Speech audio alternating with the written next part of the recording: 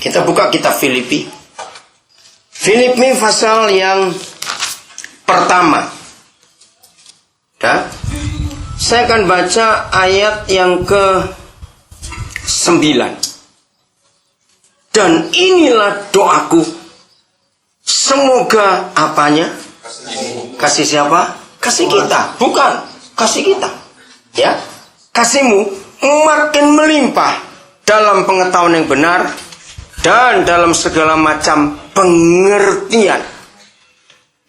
Untuk apa? Kalau Paulus berdoa seperti itu, ini yang penting. Seringkali kita bersalah karena kita nggak punya ayat 10. Coba lihat ayat 10 baik-baik. Sehingga saudara dan saya dapat apa? Ayo, dapat apa? Memilih yang baik, supaya kamu suci dan tak bercacat menjelang hari Kristus.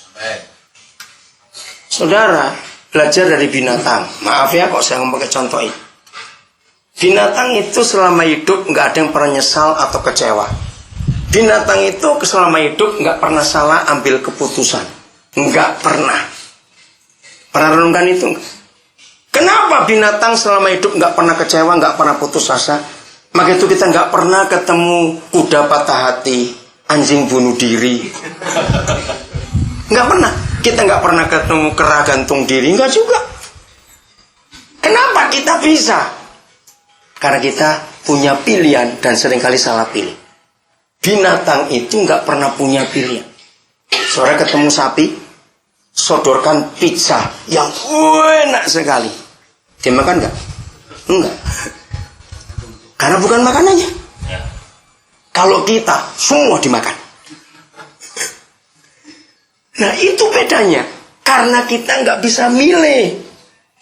Semua semua akibat yang jelek dalam hidup kita. Karena kita nggak tahu milih yang baik itu yang mana. Betul tidak? Maka itu perlu kita berdoa. Ini doa Paulus. Nah, yang indah adalah begini. Siapa yang belum tahu supaya hari ini tahu. Selama Rasul Paulus hidup di hamba Tuhan ya Pak, saudara, lebih dari 3/4 hidupnya itu di penjara. Dari 13 surat Paulus, itu dari kitab Roma sampai Ibrani itu semua surat Paulus. 27 kitab Perjanjian Baru. Dari Matius sampai Wahyu itu 27. Tapi 13 suratnya Paulus. Roma sampai Ibrani. Dan dari 13 itu 60% ditulis di penjara.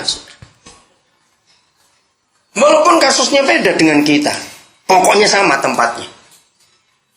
Kenapa dalam penjara dia bisa nulis firman dan jadi firman sampai hari ini buat kita semua di dunia ini? Karena dia bersekutu. Dia nggak sakit hati, nggak dendam kepada pemfitnah-pemfitnahnya itu. Bahkan dia nikmati. Di penjara dia punya banyak waktu untuk menulis itu. Maka kalau di dalam penjara Paulus bisa begitu, ini anugerah Tuhan yang luar biasa. Jadi sambil saudara menunggu hari pembebasan, jangan cuma biasanya coret 1, 2, 3 awas begitu. Jangan cuma ngitungi hari, nikmati hari-hari itu bersama Immanuel. Kami akan datang kepada dia dan diam bersama dia. Janji Tuhan yang luar biasa. Tuhan memberkati saudara semuanya. Ya. Kita buka kitab Filipi.